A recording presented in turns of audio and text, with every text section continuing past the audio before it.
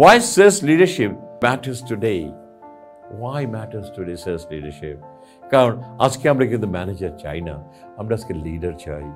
যে লিডার আমাদেরকে পক্ষান্তরে আমার অর্গানাইজেশনকে ত্বরান্বিত করে দেবে। কেন চাইছি? আমাদের কন্টিনিউয়াসলি মার্কেট শিফট হয়ে যাচ্ছে, অ্যান্ড শুধু শিফটই হচ্ছে না, is shifting ফাস্টার।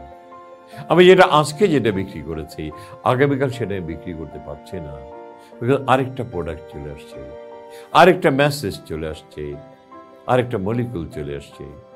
So market is continuously shifting. সেই কারণে উই নিড এ লিডার।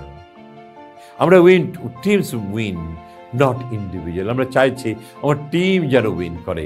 ওই একজন ভালো করলেই হবে না, একজন করলে আপনি 10 হবে, আর 10 জন করলে 100 হবে। আজকে আমরা টিমের উইনিং চাই।